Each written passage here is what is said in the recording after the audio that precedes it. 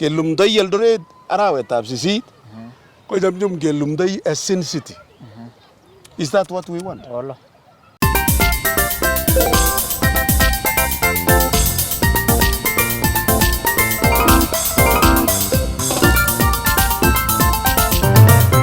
Mtazamaji wa MK Dar 7 TV, today is a nice day. Niko na one bishop, emeritus, a leader, legend, name all those. Kama you've said, nimeenda kumtafuta na leo tumepatana na good time ya Easter season. Asante sana Daddy. Thank you. Mheshimiwa, unajua the other time wewe ulikuwa bishop. Yeah. Sasa ni bishop. Emeritus. Honorable. Usually people have a problem. Yes. In you know, the latest title is the one that takes precedence. It's the first one. So I'm an honorable Bishop Emeritus, and then the rest of the names. Kosgei. Yeah. How is everything? Good. I think we are in the festive season. In the calendar of Christians, this is a very important event, or season rather, because it touches on very important doctrine. The doctrine of redemption. They call it the doctrine of dealing with forgiveness and human guilt. And therefore, the celebration is very hearty to the Christian community, wherever they were.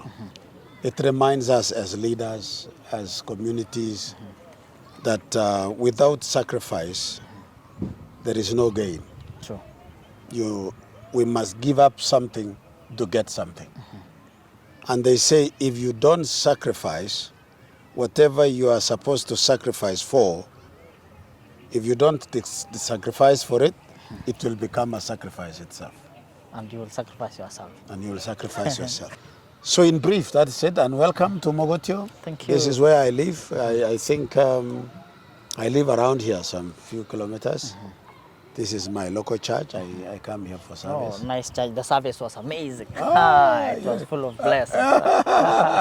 Oh, you were able to share? Yeah, exactly. The sermon was amazing. Yeah. Okay, welcome again. Thank welcome you. again. Thank Yes, you. yes. Now that Bishop, we grew up and we got you in the limelight. Few people know about Jackson Kosgei. Where did he grow, and what are the challenges when he was growing up before these other things? Wow. Yeah. I think we need a whole day for that. Just the only thing I can say, Yeah. this is my home area. I grew up here. Many people here know me, or at least they have heard about me. Yeah. Because fairly, they are younger people now. I grew up like any other child. But what made a difference are two things. One, I grew up when I was 5 years, I catched polio. Between they call it 1945 and 1965, there was an outbreak of polio in the world. And I happened to have been born at that time. And at the age of 5, I suffered polio. That really shattered the dream of my childhood. So I had to delay going to school until I started primary school when I was 20 because of that impact. And I was able to finish standard 7 like any other child, went to Form 4, to high school, and then went to university. I catch up with life. That is one of the significant thing about my growth. The second thing is Christian faith. What made me go to school, change direction, was my faith in Christ. I believed in God, and it created an internal transformation, and my attitude became right. And I started going to school, and I valued life, and I knew I have lost something, but I did not lose much. Yeah, true. There was still something that remained. And that was significant in my life. And I grew up like anybody else, went to school, struggled like anybody else. But like I said in the church today, that my struggle is different because I have to struggle twice. One, to convince the public that I deserve what I want. Two, I have to work hard like anybody else. But all in all, I think I have grown. So I grew from this area. I have pastored these churches. I became a Christian, and my first assignment in life was to serve in the church. I worked in the church for over 45 years. Then I retired. Towards the later days, I worked concurrently, serving the society through appointments of state. Yes. Yeah, I became a national human rights commissioner. I became a national equality gender commission. I was a commissioner. In fact, I was a founder, interpreting the Constitution, Article 59. I also became a chairman of the Kenya Film Classification Board, where it used to be called Censorship Board in those days, making sure that the content being released to people in Kenya cannot be injurious. Among several others, I was also a member of commission. There is one they used to call, it is still today, call it Consumers Advisory Committee, domiciled in the Ministry of Trade, among others. Currently, I vied for Senate in Baringo, as it were.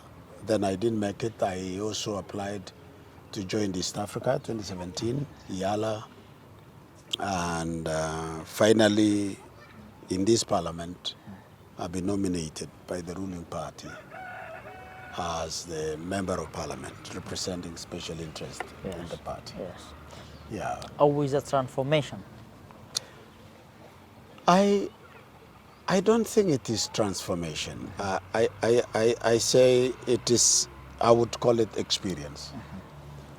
Transformation means changing, a drastic change. Because service in the church is service to humanity. True. And service in parliament is a service to humanity. And when you are giving services to humanity, you are serving God. So, The same thing. same thing. What changes is how. The other one, it is by legislation, by oversighting the executive to make sure that what has been agreed upon is being implemented by the state in the interest of the public. Yeah. The other one is about representation, where you are representing the society in their interest at national conversation for both local and national impact. Whereas in the church, you are speaking to the conscience of the society. You are addressing ethical values. You know, Albert Einstein was a scientist. And among his sayings that he mentioned was that without ethical law, there is no salvation for humanity. Very interesting. That you cannot, you can't deal with society, an empty society without morality. You can't. The more secular you make a society, the more hopeless you reduce humanity by removing humanness. You know, what makes you obey the law is what is human in you. And when you remove the human in a person, what remains is an empty shell. And when you say this is wrong, they ask you, why is it wrong? And why wrong cannot be right? How do you answer that? Unless you have a civilization which has become cumulative, making demands of certain social rules that, like for the case of Christians and big religions in the world, monolithic religions, they talk about, honor your father and mother. When you ask why, you say this is a demand by the Almighty. Then you don't question. Then you align your life. It's like a dogma. Suppose you say respect your father and mother. If there is no one to be referred to, the younger person can ask you why. Why? Then we say, long time ago, we used to think like this. Then they say, even this one we are in is another long time ours. How do you challenge that? No way. How do you determine that? Hii ni zamani yetu sasa. So once they say that, they have dismissed principles, standards, guidelines, policies that has been cumulatively put to make a foundation for a nation. So Article 11 of our Constitution says that our culture is the foundation of our nation and society. So when you talk about culture, you are talking about beliefs of people, you talk about norms, traditions, the do's and don'ts, which has been summarized and agreed upon. Na ukiongelea maneno ya culture, kama baba na kiongozi, unafikiria kwamba tumekosa maadili kwa jamii? Kwa sababu unapata vijana tumeingia maneno ya miadarati au wanauana. Unasema nini kama kiongozi na baba? Ninasema kwamba mojawapo ya mambo ambayo imetutatiza is what we call lack of parenting of our children. Our children, we've never taken time. We belong to a generation we call the baby boomers. Generation baby boomers are those who were born between 1945 and 1965. So majority of us are the ones whose children are the ones you call the millennial and centennial. One of the failures of the baby boomers is that when we received independence, we became busy. We became teachers, we became directors, we worked in government. Career came in. We neglected our families. There is only one career that has sustained our society because they became closer to their children, and that is the career and the teaching profession. Majority of the children of teachers across the nation, majority of them had what you call parental care because the teacher is close to the children. But us who are in different profession, which took us away from home, we lost our children and they almost became zombies. And that impact can be felt when issues of drugs were exposed to our children. They got it without the do's and don'ts, the restraining. And it is us who denied our children culture. Because we thought by imitating Wazungu, by doing what, it is a sign of maendeleo. So yes, number one, it is our failure as parents, and I must apologize that we never took care of our children well. And we were not able to tell them, this is wrong, this is right. The second thing is that among the elites, people who went to school, majority of them have gone to Europe when Europe is in its lowest point in terms of culture and moral values. So Lawrence, one of the impact that our society is that we send our children to Canada, to Britain, Australia, US, America, and so on. Yeah. And we thought Europeans are ahead of us. But they reach Europe when Europe and North America is in its lowest in terms of moral values. So they are encouraging what they call secular society, where they want to set people free In fact, Einstein said, morality ought not to be a dictate of society that you should dictate on people. So set people to grow and be free. Now Europe themselves, they have gone into that freedom, and as a result, they have closed down churches. Today, America, those who are followers of Christ strongly, are 9% out of 350 million people. What? You go to Europe, about 270, I think, million. Those who are followers of Christian faith are only 4%. I mean, 2%. And then you go to Northern Europe, the followers of Christianity are 4%. So it is low. Now, our sons and daughters go to Europe and they study. Yeah. And they imitate that culture, which is on its lowest form. You know, when the culture is lower, the population of a country will go down. True. Because when culture is no longer there, because cultures, whether it is African or European traditional cultures, the first thing that valued was family. And family is there to preserve the growth of a population. So once secularism comes, it reduces the very foundation of social preservation, and that is through family. Now, our young people have gone there. They have come back home. They no longer look at our culture and their own setup as a progressive society. They think we are backward because they were in the global north and they saw everything was in a free mode. It is on a, what you call autopilot.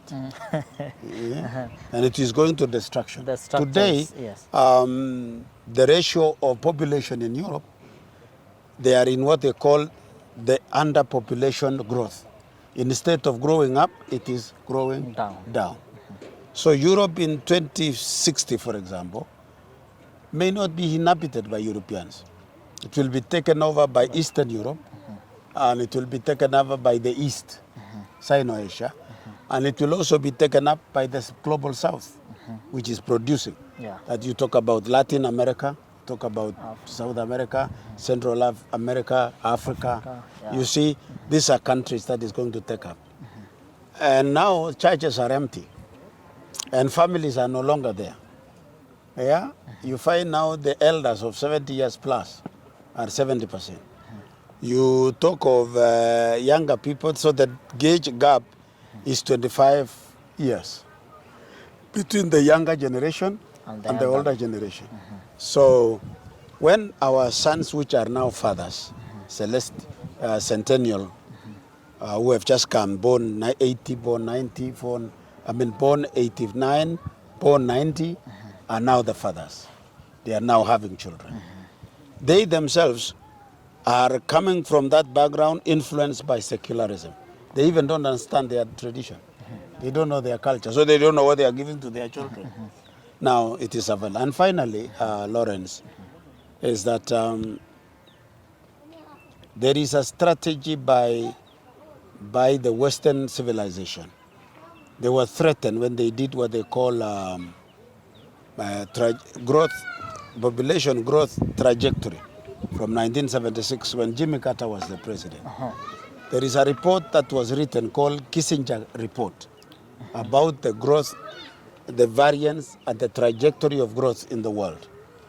And they could see our time, that Africa, if not checked, will be half the population of the world by 2060, 2050.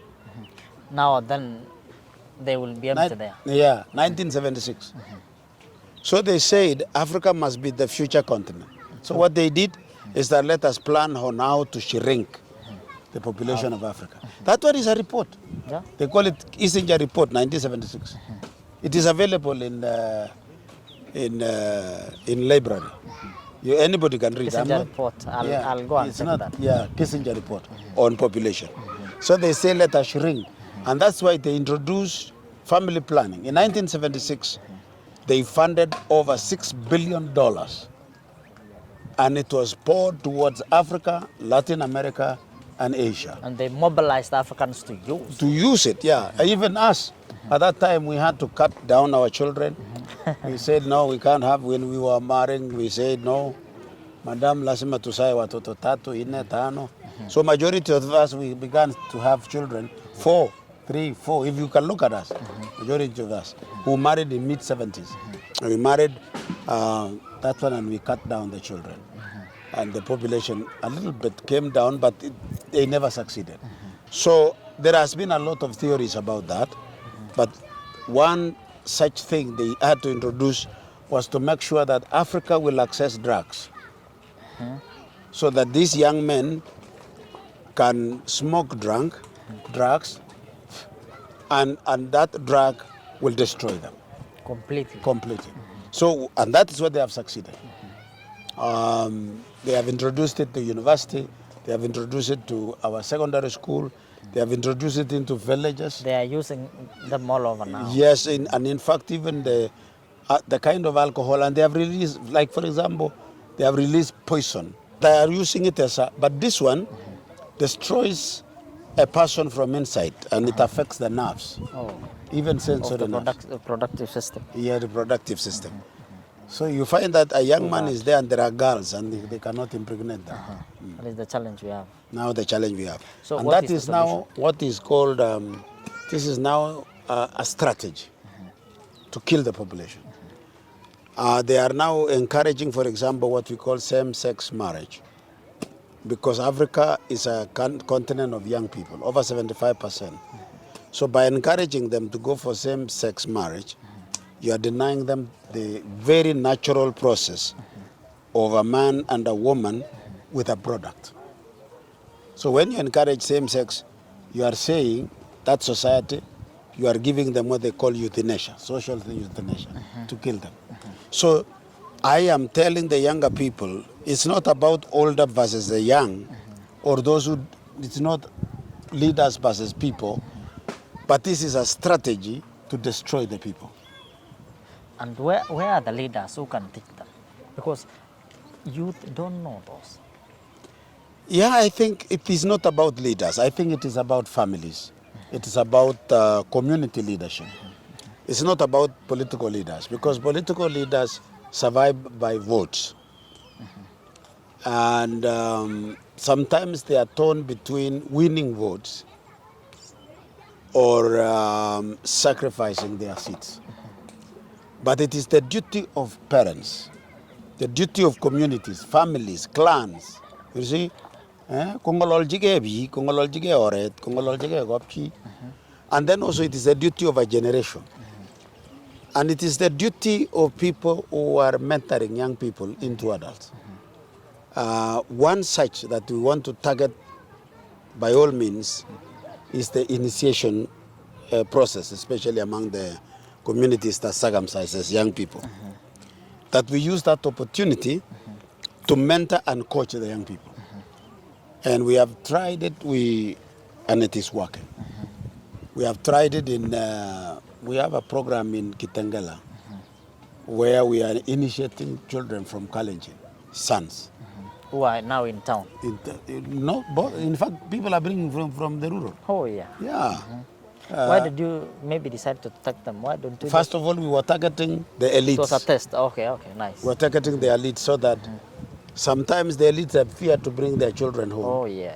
And they wish their children to have the same initiation as those at home. So we organize for them so that we can safeguard the upper class in society from collapsing. Oh, yeah, true. All right?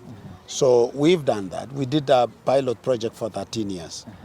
And the result is more than 98%. Oh, positive, amazing. Very positive. And we have lost a few, which is more of the family causes rather than the natural cause. The natural cause. Okay. So, yes, I would hold the natural social connection leadership to deal with the matter. The social. Yeah, the natural social connection. Yeah. A type of leadership. That where you have community leaders, you call it the clans leaders, you do family heads, and so on, meeting and be deliberate to bring up their children. Amazing. And they should do like Wahindis do. Yeah? Well, Muindi started a business in 1905. And that business has grown. Today, among the millionaires in the world They're all over. are those who founded a shop in Nairobi. They were in Muindi Mbungu. They were in Kirinyaga. Now, that Muindi can hand over to the next generation, another generation. The reason is parents have been very intentional in bringing up their children. We would like to do that. Yeah. Muslims are trying. They are really trying that you produce younger generation and build them with the culture. Why? Because they made sure that they gravitate around a certain moral structure. So finally, I wish to say, you know what sustains a people are, you know, when you talk about civilization, among the components that sustain a civilization, raise it or lack of it, is religion, literature, art, music, and the other thing that really sustains a people is wealth. Because if you don't have wealth, then you must have, if you don't have wealth, it is possible to lose nativity to the land. Sure. So because what can sustain people is where they can identify as their home. Everybody needs a home. And that home must connect you to the soil. And people who were impoverished, they have lost even their own soil. And even the strategy of dismembering society is by denying them where they belong. Yes. That is the only way they Yeah. Tage balune ngulumenye ngugime iwa irong ko tage balune ni rong iye ko mogola says iwendi pan one way. You can be abused, you can be misused. But when you have a land, where you belong, that's where we nativity to the land. You may not have 100 acres, you may not have spent it, but you belong. Right? Kibache go limba metke. O kibache go limba kapitoy. Yes. You know, that kind of thing. You belong to a certain geography. So these are things that sustain a people. Even when we say we belong to the digital revolution, where we do things virtually, we no longer need to be present anywhere. At the end of the day, you need the human factor. True. Yeah. I don't know whether, excuse me for being too wordy, no, but I hope I'm helpful. You are too much. Yeah. Tuongelee ile story ya viongozi. Yes. Wewe uko na experience ya kutosha. Tulichagua juzi viongozi na tulichagua viongozi vijana wenzetu. Ndio. Na najua kwamba pia wewe unajua jinsi wanafanya kazi. Yeah. What is your advice to them, to the young leaders? Well, I think they are not too young, more than leaders that were elected in history. The difference, though, is that there were younger leaders in the days of our other leaders in history, but they were younger and they were older, so that they were able to be mentored by the older, restrained by the older. Yeah. There are three things which are dangerous to a young leader because he is still naive. One, when power is exposed to a younger person, younger mind, it becomes dangerous to that young person and dangerous to the society. The second thing that is very dangerous in the hand of someone who is inexperienced is wealth. And the third thing that is dangerous in the hands of a young mind is influence. Because these three things exposes your weakness. It is exposing your inexperienced life. And it can put danger on your table. In Rift Valley, what happened is that we had a revolutionary kind of election. Yeah, true. Two elections. The 2013, 2017, And 2022. and 2022. Yeah. About 90% of our representative from MCA To the governor. to the governors are fairly younger people. Now, and you see they form the majority. True. So they end up being the ones mentoring themselves. They are going their way. They are going their way. And majority of it is trial and error. By the time they discover is that they have drifted too far for them to come back. They normally say they are guarding their name for the next election. But you see, you cannot guard your name at the same time you guard the society. And because of that, they created a vacuum almost immediately. Exactly. There is a disconnect between the society and the leaders. And now, the good thing about them being young is that they are quick to realize. So it is very important that if they realize earlier, they can turn around, and there are resources around. So, but they learn the hard way. But the lack between the leaders, when Moi, for example, came to power, he was very young. I think he was around 30 years. And that was too old. There are people who came to power when they were 24 years, those days. But what happened is that there were equally elderly people within the same parliament. You can see, although we may have a problem with Western Kenya, for example, but they are fairly led by mature people, older people. In terms of people with experience, majority of them, but we have younger people also. Nyanza, for now, they have a mixture of the same. And that is why if you go and see that the rate of development in Nyanza, notwithstanding that it is in the opposition, it is quite high. It is more intentional than in many other places. True. Take, for example, we are now talking in Rift Valley about kingship, queenship. Queenship. Now, is it necessary, really? No, it is never. It's not necessary. Now we will do that, and we begin to build animosity against one another at the expense of the population. And the development will never be seen again. And the development will never be seen. You could see what happened in South Rift, where people are shouting at each other in the presence of the president. Too bad.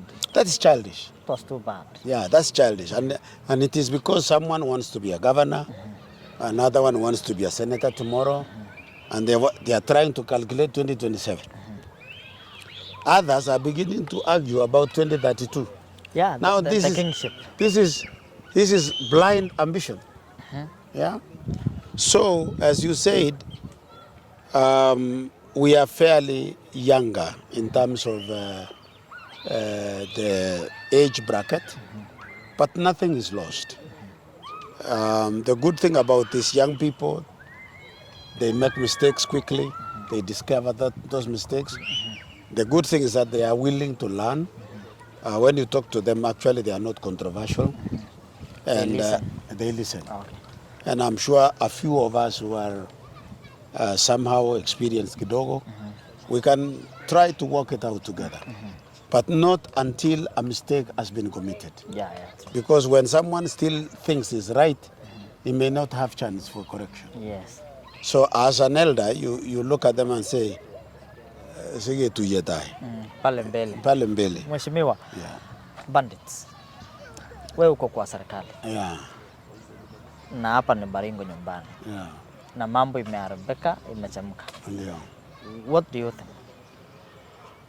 I don't think imeharibika. You know, there is more reports given today than it was in 1977. There is more freedom in terms of coverage. That we are getting it in real time. That if we don't get it through the mainstream, we are getting it through the media. The second thing is that over the last 30 years, 40 years, banditry has changed from normal traditional banditry to criminal activity. And because of that, when it turned criminal, it has become sophisticated more than it used to be. For example, these boys who are running up there with guns are no longer traditional boys. Those who are commanding and carrying out this, some of them are former military officers. Others are those who, yes, they are former, because some joined military and ran away. They were trained and then they ran away, disappeared into the bush, pretended as if they are ordinary. But they are not. But they are not. If you see the way, if they can overrun a police station, that's not a normal bandit. Yeah, sure. Yeah, They that's are a trained officer. Yeah. So that is one thing that has changed over the last 40 years. The other thing that has happened is that those in government and come from the region becomes the funders and managers of the same bandit, coming from the same societies. You are talking about seven counties. You're talking about Turkana, you're talking about Tiati, West Pokot, and okay, you talk about West Pokot, Turkana, Elgeyo Marakwet, you're talking about Baringo, you talk of Samburu, you talk of Laikipia, right? These communities, those who are professional in government, technocrats and bureaucrats are not innocent. But now that the government has a lot of information on this.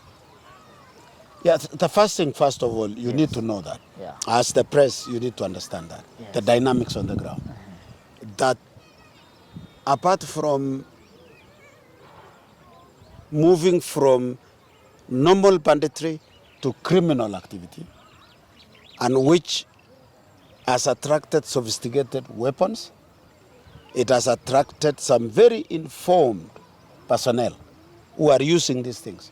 These are not ordinary boys. Those you see them running with guns, those who are running with guns, those are decoy. Those are not the real fighters. The real fighters are inside. They are behind. So they send the boys so that you can kill them. And watch over. And say these are the Ujuta. But that's not true. So it has migrated from being a bandit issue, it becomes a criminal activity. It has now gotten sophisticated way of operation. It is inviting now the third dimension of controlling this, which must be sanctioned by the international community. Because one thing, I assure you, there is no community or single person who is powerful more than government. True. Yeah? True. But if the government, and this war about banditry cannot become a war between the government and the community. It has to be removed from that. So that banditry is treated as a criminal, as a crime that needs to be removed from the people. Now, the fifth thing that you need to know about this banditry is that this is a spillover from the what we call disturbed areas of the Horn of Africa. You know, stretching from Djibouti all the way to Congo. You have South Sudan, an unstable country. You go to Sudan itself, with a country at war. Somalia. You go to Somalia. You go to Djibouti. Now, in fact, with the weapons that you are seeing them coming to Turkana, to Pokot and Samburu, it comes from Ethiopia. It comes from South Sudan. It comes from Sudan itself. And it comes from Congo. And Kenya is a beautiful country, and Uganda and Rwanda, because Rwanda and Uganda are facing they call it, is it M23 group? Yeah, sure. Yeah? You have heard of M23? Yes. The southern part of Congo is experiencing a lot of disturbances because of the Rwandese who were cut off from the main Rwanda when Congo was being created as a country. It took part of Rwanda. Now, when Banyamulenge and the others left main Rwanda after genocide, some of them went there. To be rebels. In a pursuit of that, Rwanda wants to defend itself, and Congo wants to say these Rwandese must go home because the land has been drawn to be theirs. So this is a disturbed area, and one of the contributing factors of banditry sophistication. But it is not out of reach. For the first time, the Kenya Kwanza government has had to approach with all this knowledge. They have taken now what we call an holistic approach to exterminate this menace once and for all. Number one, they want to approach it through what we call infrastructural development approach, where they want to open the entire northern area by putting up infrastructure of roads. We open what we call security roads across, so much that there is no place system of government cannot reach. Right now, you cannot reach. There are some areas where when they disappear into, nobody can follow. You can't enter there. Yes. So, and the government of Kenya, under the Kenya Kwanza, has given mandate to the military to draw up that particular mapping, adjudicating of the country, and that is the northern area. The second thing that is going to be involved in infrastructural development is to build dams that will retain water so that these people will get water for drinking and get water for pasture and get water for irrigation. Yeah. This again, it has been found to be very effective. The third approach is to build schools across so that the mandate is so much that all approach by government and local people will be forced to go to school, educate these people, Sure. among many.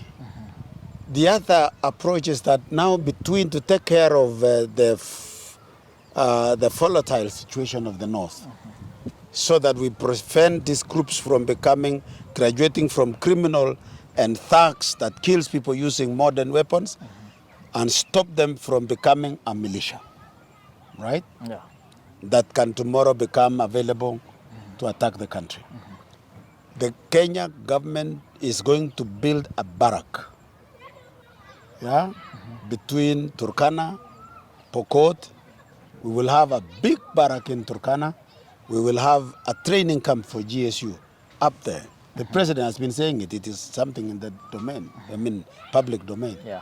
In towards Turkana and Pokot. There will be a training camp. So the presence of government along this range, it will be done, and that is the second method the government is going to use is, of course, using control and managing using security force, and which is going on now.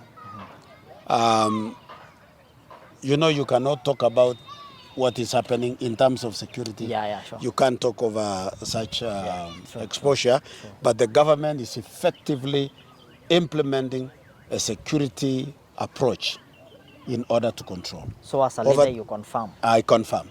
I confirm. Thank you. It is unfortunate for people who have died and families who have been evicted from their homes, but the long-term solution will be the demarcation of land, adjudication of land between the Pound Pokot and between Samburu and Tiati and between Laikipia and Tiati. So demarcation must be done on all those lands, whether you produce what we call community land or what you call community ranges.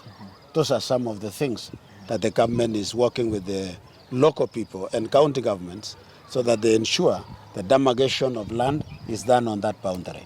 So these are among the measures the government is taking. And finally is to use the soft power, and that is involving the leadership themselves to create solution to this menace by controlling their own people. So in general, that is how the government of Kenya Kwanza is doing. And I think because this is a long-term problem, it never started with Kenya Kwanza. It was there during Uhuru, Kibaki, Moi, Kenyatta Mzee, colonial. So this is 100 years problem. And you cannot expect the government to have finished it in 1 year. But this is the government, I assure you and I assure Kenyans, that this is the government that will finish banditry. Oh, wow. Yeah. Kenyans are really waiting for the end of banditry. Right. We are all working on it. It is really in our backyard. The president comes from the same region. When he declares he is going to finish it, he's feeling it. Yeah, he's feeling it. The only thing that I am appealing to leaders, because there are no criminals and gangsters without leaders. It is not possible that they can operate in Tiati and the leadership of Tiati do not know. We also have criminals from Baringo side, the side of Tugen, and it is not possible that they are operating and leaders do not know. It is possible to know that there are some Elgeyo Marakwet people who have joined the same bandits. It is not possible that they are walking around and leaders do not know. Right? Turkana is the same. So it will take the efforts of everybody to provide an answer and stop the menace of banditry and take our people to school. Right? This is the right time. Now in Somali, for example, Somali community in northeastern, all these areas, Moyale, Isiolo, you talk of Garrison, you talk of all these areas. All of them, the leaders there are in the tribal war. You find people are fighting, it is one community versus another. So the leaders knows, even politicians are aware. So it is the right time. While we are dealing with this, we don't wait for government to stop it. Let the communities start and find a solution. I believe that homegrown solution is greater than other solutions. But there is no government worth its salt will allow a mini government, crude, backward system that kills people to thrive. It will one day work. What the government though will not do is to appear like it is fighting the citizen. They must act with restraint. The pain that we have cannot make the government behave different from government, because we have an international law that guides. You can, because those who are, it has been discovered, those who are carrying out these criminal activities are not ordinary wananchi. Ordinary wananchi, they go around with their business kawaida. But you find those who are responsible is a network of cartels or people with information. So the government rather would deal with them rather than go for what we used to call general disarmament, where you beat up people, you remove the guns, you burn down houses, you kill the animals as you go. You know, that one cannot work because it will be a war between the citizen and the government. Yeah, sure. I think I've given you more than you needed. No, that is what I need. Now, Mheshimiwa, just give us the final remarks as we end. Lovely. Amma Josom, can I speak in Kalenjin? Yeah. Josom big up Kalenjin. Yoginye kamangin gigure post-election violence. Kogi kwangyo jombe kolle. Kato komi biik chetinye such strategic organization cheimuche koetkei. Ongen ole kingetyo biikab Kalenjin keetkei nebo ngetot kotonon emet. Koteb chumbek kole kakitokomi biik alake. They have urged a strategy nekokikon rabisiek, kikiyok rabisiek between 2008 akotokos over 14 billion chekikuren change regime strategy. Nekimache ke dismantle the system nebo biikab Kalenjin. In fact, kikiteb kele what are the secrets chebo biikab Kalenjin? There is a lady who came and wrote a book. Nekikuren I say you. It was written by a professor, a young lady who came during that time. And one of the things Chegi what is the secret of Kalenjins appearing like they are very united people? Biikab Kalenjin kogebangan gebut biikab Kalenjin, and one way kogeyotyi maiwek, number 2 kogeyotyi drugs, number 3 kogeyotyi what we call the new world order system nekikase ke advance nikita nekikuren transgender agenda. Nekimache kowegis murenik komekotingen melel konam suwek kwony kosike melel murenet age. Yani eng Kalenjin komachamtayat konam mureno suwetab murenet age. Yani Kalenjin manamin mureno suwe. You know, a man cannot hold you by the waist. Or konamin you. The only one allowed konamin suwe ko kwony. Because she is requesting for the seeds. Yes. Aramurin ko majene nginyi. So kaitane. Namini ye guru tage si itani. Yeah. So these are some of the things, and because of that, you can see the way we have international community coming in the name of sporting and watching and recruiting people for sport. They are not coming for that. They just want to know this society, what kind of a society we are, and they are importing it. Right now, they are even paying what you call rents for boys and girls who are willing to advance this particular. You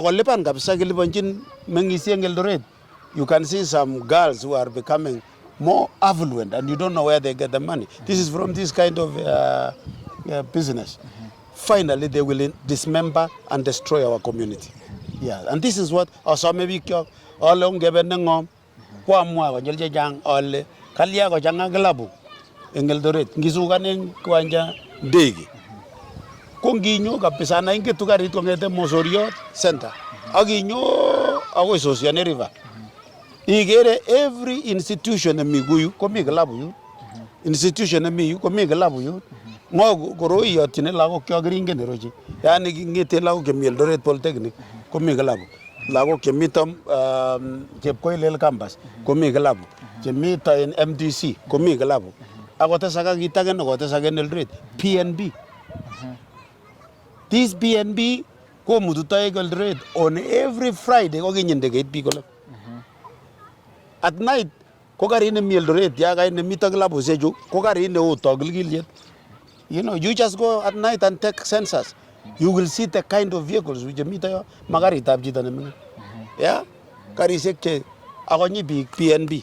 Neni tok tesetai magitinya mineral a mineral what do you call it? A mineral site. Negelengia eska minerals. Yes. We don't have industry hinta Engeldoret. Toy jubuani ko bane. Ako machane. We are developing a city like Las Vegas. Ke lumdai Eldoret arawe tabsisi. Ko jamjum ke lumdai a sin city. Is that what we want? So amwana baba yo amele ngele skele go singet ko. We yo Tunisian wakati ako kama murerene at the right time. We chugisi chogi lengi gi chesan. Dagi gi ai choto gisi gibi. Yeah, so aginge nile ga ina murene ta ko mai maja gorgo. Kona nam gorgo gorge ta ko me ko maja mure. Ko mabeti mede. You know, I speak that. I know you people don't speak that loudly. I have that experience gives me that. Ara asame mureni asame gore togolo ngololjige. Ngololje lago ko ngololjin. Igere ko tunguna lago gegi yakta ko ba Australia. Sigakta ka we gisak sandu gusek togol. You know?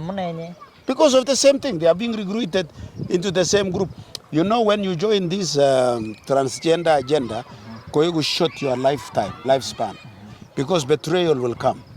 You know, and the way boys become jealous on one another is very high. It is deadly. Cham go fail na woman got kondenere kolya. But when a man and a man becomes unfaithful to one another, they don't know how to control. Becomes death. Yeah. Somebody was maintaining a woman. Can you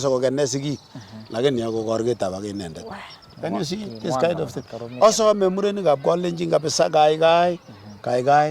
don't preside over an extinction of your family. Yeah, amugi kipo yon nyo korat agui igure mbundotich Arab korat kupo kip pusiene kwanenyu, and he died, but he handed over the community to him. Kingo majo ko Arab pusiene kwande nanava and my brothers and other sisters. We never preside over an extinction of a family, because family is an epitome of social preservation. I was supposed to stay family. Correct. Mheshimiwa, ayamwa kongoi. Kaitopchi guys. Tumeshukuru sana. The wisdom you've given me, extend pia kwa watoto wangu. You are a busy person. Very good. And we thank you sana sana. We wish you well in your leadership. Thank you. Pamoja kabisa. Asante.